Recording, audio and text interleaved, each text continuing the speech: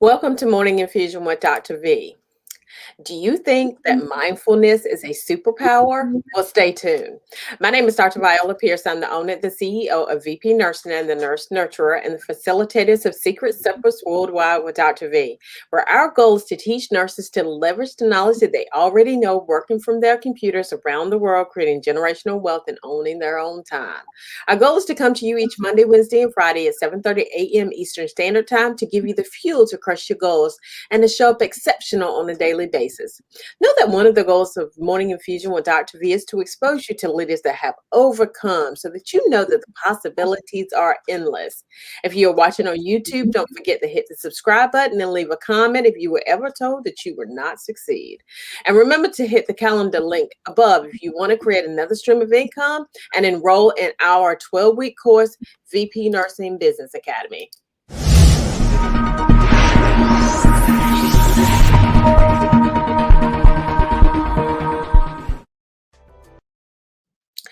Our special guest today is Dr. Virginia LeBlanc. Now, she's Dr. V too as well, okay? Be squared. Defining Past founder and CEO, Dr. Virginia LeBlanc, affectionately called Dr. V as myself is a highly sought out expert, change agent, and thought leader. Her experience spans business, government, higher education, and performing arts, and not-for-profit sectors, serving entities such as the Department of Navy and Indiana University. She possesses over 25 years experience as an author, speaker, singer, coach, consultant, trainer, and educator. Dr. LeBlanc is the next steps coach in life business. Her book, Love the Skin You're In, How to Conquer Life Through Divergent Thinking. It's her autobiographical love letter on social mindsets, thought processes, and facing fears, as well as philosophies on defining paths to purpose and conquering in life, love, leadership, and business. So welcome, welcome. I'm super excited that you're here. I am as well. Thank you so much, Dr. V. And so you are coming to us from Greece. Am I correct about that? I am. I am on the island of Crete in paradise, locked down. Well, I mean, if you're going to be locked down, right? That's exactly what I said, girl. Exactly what I said. So now, normally we have healthcare professionals on this platform. Every now and then we will have someone who is just phenomenal and have overcome in life. That would be you. So tell us about your PhD and why you chose to get your PhD in this area.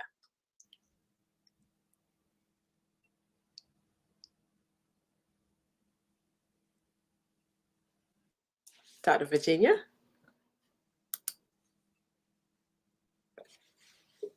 Yes. So I didn't hear that. Apparently something froze. So go ahead. Tell me about your PhD. My apologies. That's okay. That's one of the issues of being on an island in the middle of the Mediterranean. So my apologies to you in the audience. First of all, I would just like to thank you so much, Dr. V, for just thank you and your audience for having me, for seeing me and not my degree, even though you are a health-focused and centered show.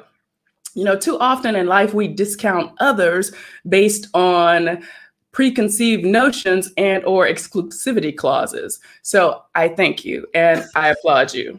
So my degree is in the vocal and performing arts and literature and education. So I was on a path of being an international opera singer. And then life happened. So I started down that path from a young age. I grew up singing in a children's choir, you know, both sides of my family musically inclined. And I knew I sang in choirs, so on and so forth, you know, as well as sports and, you know, did some of everything. But when I went to college, I knew I wanted to keep music in my life in some way, shape, or form. So I actually was a double major. I started in pre-med, believe it or not. I was a dual major. I was pre-med and music. Well, that was a little insane. And then I switched to pre-law music. And then I ended up transferring universities and went straight music because that was my passion. And, you know, I talk a lot about passion and following your passion, turning your passion into a career or dream. So that's the route I went. I decided to go for my undergraduate and my graduate degrees, adding a little bit here and there. I took cognates also in business and management. And it's the thing that you would do whether anybody would pay you or not. And that's the thing that, that you should do. And it varies in different seasons of your life, right? And Yes. so, and I tell people all the time that if I could sing, yeah, you can tell me nothing. You really can't tell me, a whole lot now, but Lord, if I could sing, so we need to talk about, give me some voice lessons. Oh, yes. So, so when we talk, you said that you were an opera singer in your former life. When did you know that you were going to become an opera singer? And what did you do to make this become a realization? It was a strange thing because, again, I just knew I wanted to sing. I love to sing. I started, I was in the classical vein with the children's chorus and so on and so forth. I just happened to, when I switched universities, I went in to audition for the teacher, and she's like, you really should consider opera. Wow. Opera and classical, because actually I took a couple of courses in vocal jazz improvisation.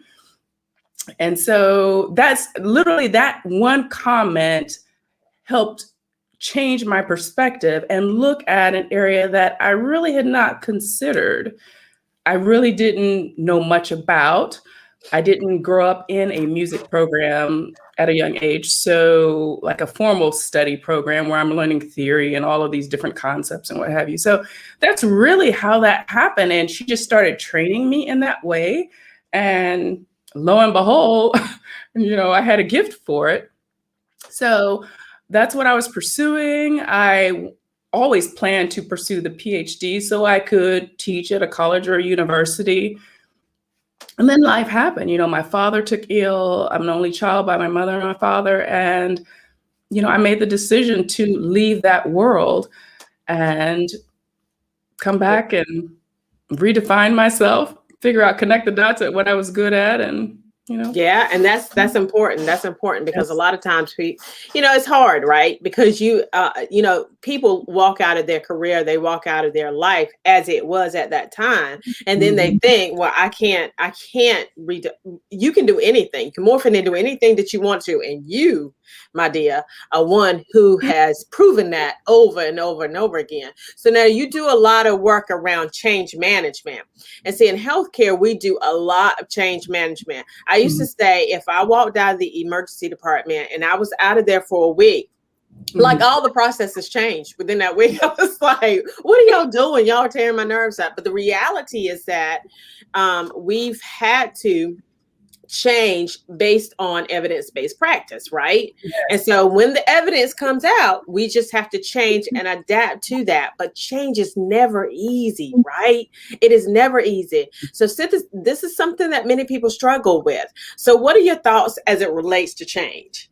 I am so glad. This is a divine appointment, Dr. V. I literally just talked about this in my 21-day campaign to take back your power that I just ended. Change, first of all, it's about shifting your paradigm in thinking. Mm-hmm. First of all, dealing with facing your fear of change, understanding that fear is literally just a mindset. It's a figment of your imagination. Too often it's a whoopee blanket for us. It's a comfort, but it's preventing us from where we're supposed to be, who we could be. So change, first of all, changing that paradigm, thinking that, oh, it's a big, scary thing. That's what society, that's what conditioning teaches us. And that's what fear is whispering in our ear in that parasitic relationship we have with fear. So change is a constant. Change is the only constant and the only thing that is guaranteed in life. That's right. So shifting that paradigm in thinking and understanding, viewing it from that perspective, starts to give you your power back. And I have a saying, embrace fear and it will become your ally. You're making it your ally. Use that, that preconceived notion of change being a bad thing, use it, just bring it along, flip that mindset, because we worked on affirmations as well. Tell yourself, I am more than a conqueror. I will not fear anything because I am a child of God, or whatever, whomever your higher power is. Mine is God. So, just reprogramming your mind. I talk about the captain and the crew a lot. I learned that from some of my other mentors, Jerry Robert, Susie Carter talks about it, Lisa Nichols. So when you understand that your crew is carrying out every single thing that you feed it, that you're speaking out into existence, it's hearing that and it's programming it, and it's working while you're even sleeping. It's carrying out that, it's a billion times more powerful than a computer. Wow. A Wow. billion times more, your subconscious. So I encourage people to assume the role of captain.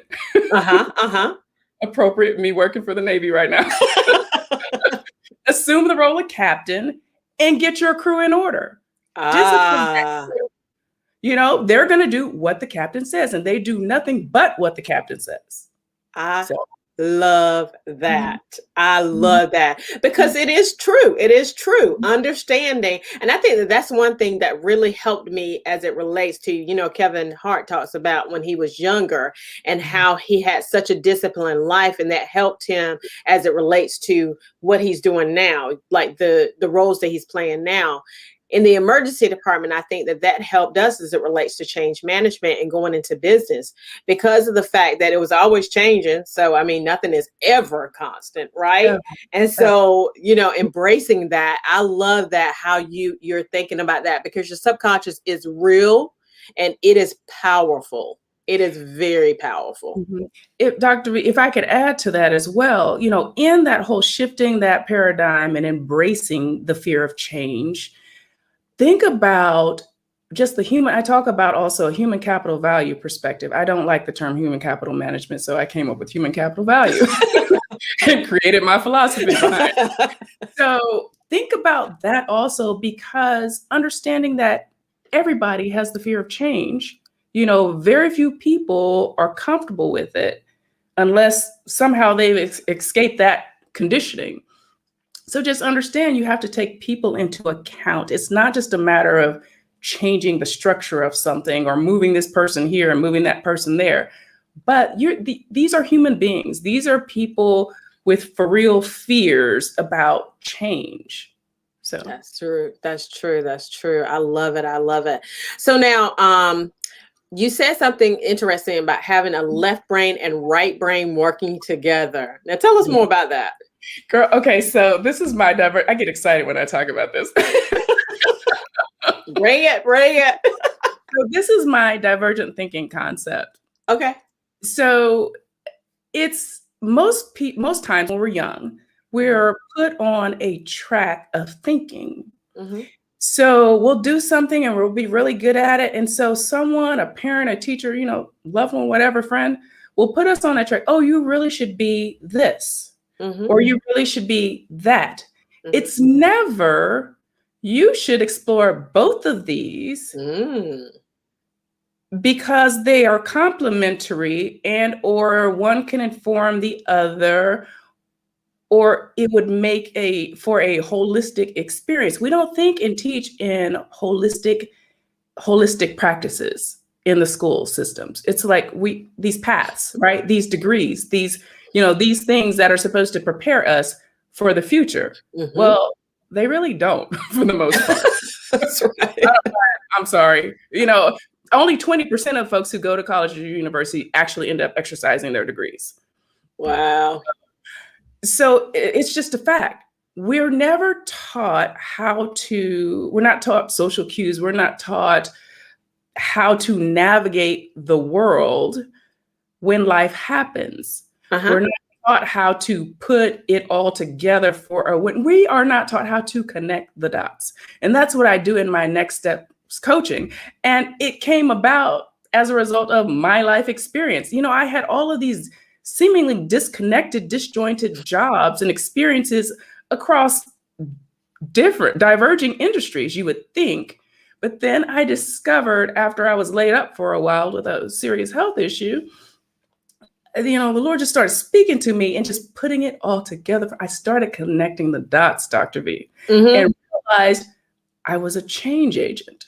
I was a Yes. transformer. I was a builder.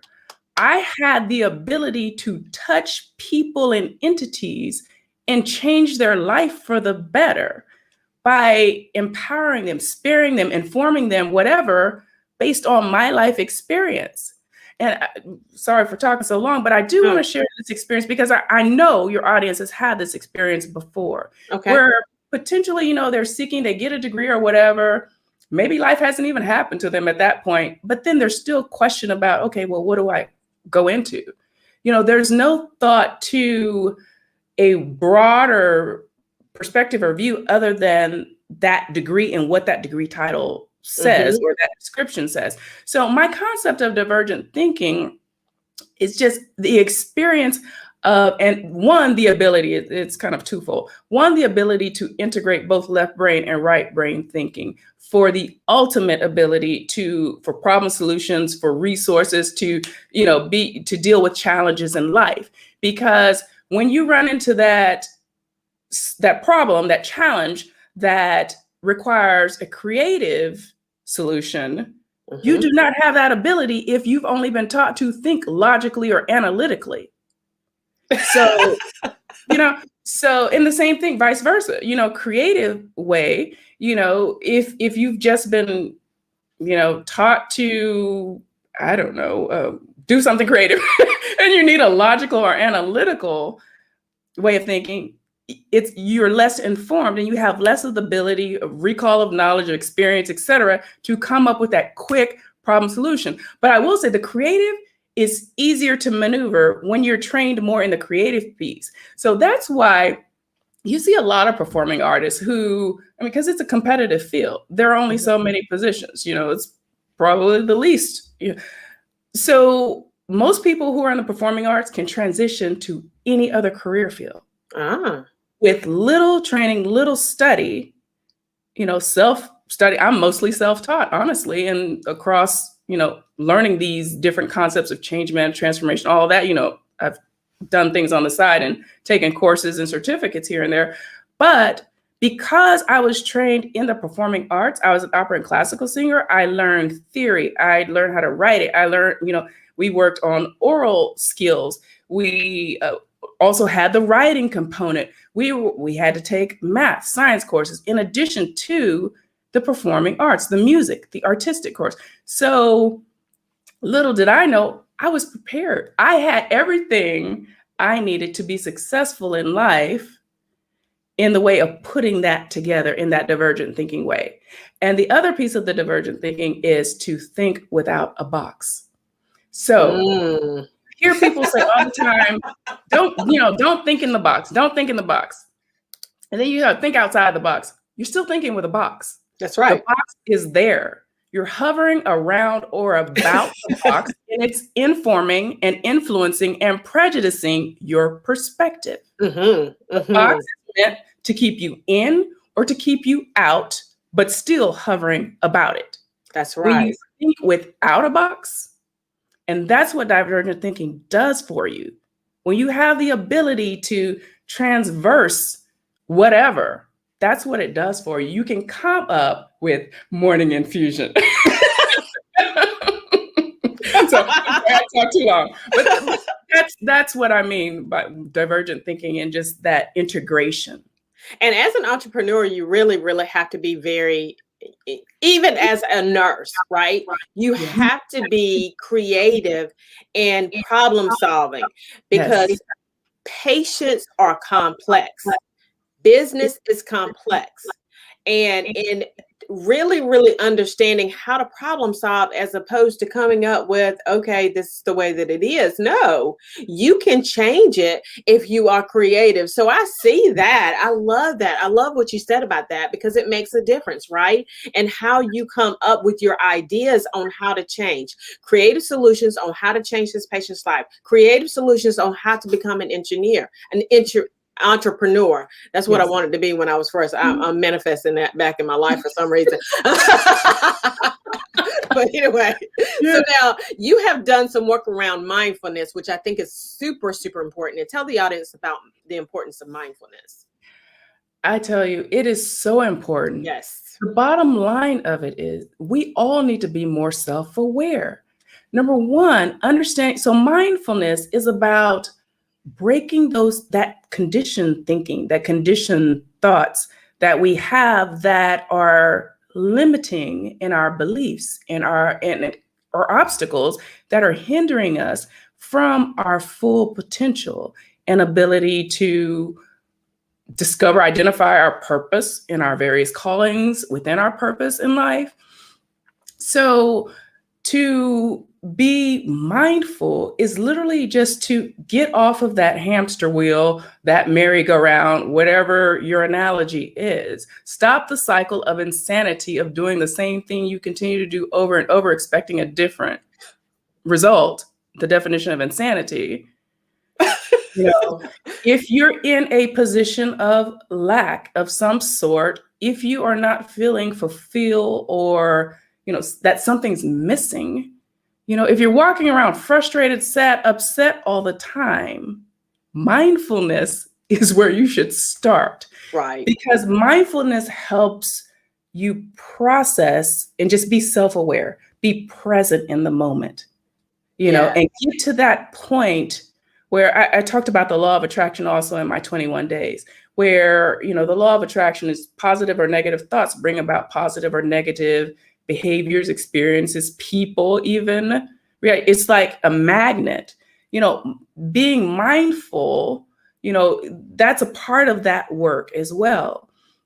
And just understanding, I call myself the love doctor as well, because one of my book series is Love the Skin You're In, How to Conquer Life Through Divergent Thinking. So the Love the Skin You're In is not just about skin colors. It's my autobiographical love letter. So of course I'm talking about my experiences in life as a woman of color, whatever.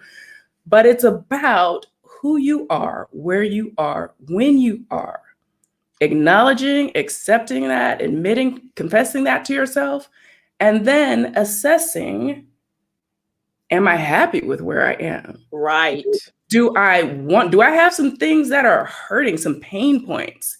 Doing that work. So my 3R philosophy, revelation, reconciliation, renaissance, that's what the 21 days were built around. I love it. I love it. I love it. Yes. So that's what it is. Mindfulness, we need to have that balance in mind, body, and soul. It's so important. Again, I made a reference, my faith is Christian. I believe in God. So whatever your spirituality is, you need it. If you don't have it, please go out and find it. Whatever to balance that triangle. That's because right. there's a side missing. That's right. And that's the side, whether you want to call it God, whether you want to call it gut. It's something that is outside, but a part of you that leads and guides us. And so tapping into that is a part also of mindfulness. Just being able to discipline ourselves, control ourselves, find that self-love. That's right. The key. Love is the heart of mindfulness. So my saying, love the skin you're in. And and it's true. I've said this many, many, many times. You can't love anyone above the level in which you're loving yourself. If you're not loving yourself, you are not able to love anyone else. And having the emotional intelligence and the ability to be able to think, okay, this is not the way that I want to live life. This is not the way that I want to do things. And so changing that is key. Now you have fibroids and ended up having 3 surgeries, with the last one ending it with a hysterectomy. Now, what were your thoughts when you knew that you were going into surgery for the hysterectomy? I know what my thoughts were. I can't have no more children, and I really didn't like being pregnant anyway. So it's like, I understand what the problem is. Girl, you are hilarious. I love it. I love it. I mean, I like the children, but I don't like the process, right? So, I will tell you. So I kind of went back and forth for some time on whether or not I wanted to have children. So I do not have biological children. So I started my first bout in I had my first surgery December 2008, my second in January 2011, and then my last, which actually was a partial hysterectomy. I wasn't ready for those heat flashes or whatever, whatever is associated. They are real. I had that in March of 2016. So coming to that decision, I remember after my first surgery, I remember the doctor telling me that, and I hadn't done a lot of research about it, didn't know, one, if you do certain things, those bad boys grow back quicker, potentially more. But he literally said to me, if you want to have children, you probably should go get pregnant. And I was sitting there looking like, really? This is bedside manner? One, I don't even have a man. You don't need one these days, but I'm not going to go there. Look, and honestly, I did. I started looking at some of the centers where you don't need men. And then, just life just kept flowing and time went. And next thing I know, here I am with them again. So when I came to the last decision, it was a quality of life decision. It was a quality of life decision. I wrestled with it. It was like I was wrestling with an angel. So what I realized, and, I literally felt and heard in my head, like the voice of God said, you're already a parent. I was working with a scholarship program at Indiana University where I had like 600 plus students. And, I have an adoptive spirit. He's always given me that adoptive spirit. So all these people, and, and I have a foster son in Ghana, West Africa, and a foster daughter in Cambodia. So I've always, I have children in my life. And I was very blessed and fortunate to be able to help shepherd and raise and facilitate a wonderful life for my son in Ghana. So it was like, okay, Virginia, it's a quality of life decision. Do you want to continue the cycle of insanity? Right. Or do you want something different, something better? So that was really, and I was tired of that mess invading my body. No, let me tell you. So it became a fairly, I felt a little bit of a loss, as you would, when someone dies or something in your life changes or what have you. But girl, I embraced that bad boy, and I had the healing time that I was laid up because all of mine were myomectomies because they were like out of control. And that was literally the time my book was birthed, the concept, and just when, again, the Lord just started connecting the dots for me. I love it. And, and the quality of life, that's real. I mean, because, when I was I have fibroids as well. And, it's when you wake up in the middle of the night and you can't sleep because you've got these fibroids that are killing you. I mean, that's no quality of life there. Go ahead. Let me add this, Dr. V, because I didn't have this the first two times. So that's why when it happened the third, I was like, oh my God, what is happening? I almost bled out, girl, literally from November of 2015 to March 2016. When life really hit me and when the decision became absolutely clear to me, I just recall this. I was sitting in a cancer ward next to cancer patients getting their treatments, hooked up to an IV with iron in it because I had lost so much blood and I was iron deficient. I had to have 3 treatments. They wouldn't do the surgery without. I was seeing a colonoscopist, a hematologist, and a gynecologist. I was so sick of doctor's appointments. Wow. But that's when it really hit me. And I was like, oh yeah, let's We're do done. this. We're done. We're done. So now, you are an entrepreneur. So now what services do you offer? Yes. So I am first of all, I have to give a shout out to my coach. Susie Carter. Susie Carter. Yes. She is my coach in life and business. And she has just helped change my life and even my perspective. She has helped shape who I am and what I do and kind of put that into next steps coaching. I gotcha. So I'm a next steps coach in life and business. So I have a personal development piece, but I always infuse that with the professional piece. But I do consult with businesses separately. So the business side, I work from my philosophy. I mentioned human capital value and the various tenets and pieces of that, largely tied to human resources, restructuring, and business reengineering, that sort of thing, and helping folks retool their business, change their business, but with people at the center. I have a saying, putting people back in business. So, so on the personal side, the same sort of thing. So I help people, first of all, deal with their hurts, hangups, and habits, their baggage, and once you have the revelation of that, then helping them to just reconcile that, to bring that negative energy, get rid of that negative energy and move that positive to the positive energy, so that then they're prepared for their renaissance, their rebirth, their rediscovery, or the new you, or the true you, as I like to say. To walk out, to find their purpose, their callings, and walk that out in life. So that's, in a nutshell, what I do. I try to touch lives, transform, build, and set them on their trajectory. I love it. I love it. So to use a spiritual term, I'm an intercessor. Wow. So, I love it. I love it. I move them from where they are to where they need to go. I love that. Now, I always think of my mother as an intercessor because because of her prayer. So now, where can people find you if they're looking for you?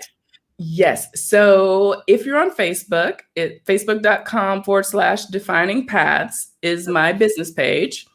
My web page is under construction right now. We're changing, rebranding, but you can find that at www.definingpaths.info, info. So not .com, .info. And I'm also on Instagram. Basically, we're rebranding. So a lot of things are getting ready to start popping up. But on Instagram, you can find me at author DocV, DOCV. Love it, love it, love it. So you guys go and follow her because she's amazing. So thank you for showing up this morning. You are amazing, amazing. My name is Dr. Viola Pierce. I'm the owner and the CEO of VP Nursing, and the nurse nurturer and the facilitators of Secret Suppers Worldwide with Dr. V, where our goal is to teach nurses to leverage the knowledge that they already know, working from their computers around the world, making money and owning their own time. Our goal is to come to you each Monday, Wednesday, and Friday at 7:30 a.m. Eastern Standard Time to give you the fuel to crush your goals and to show up exceptional on a daily basis. Note that one of the goals of Morning Infusion with Dr. V is to expose you to leaders such as Dr. V that have overcome, so that you know that the possibilities are endless. If you are watching on YouTube, don't forget to hit the subscribe button and leave a comment if you were ever told you would not succeed. And remember to click the calendar link above if you want to create another stream of income and enroll in our 12-week course, VP Nursing Business Academy. You guys have a phenomenal day.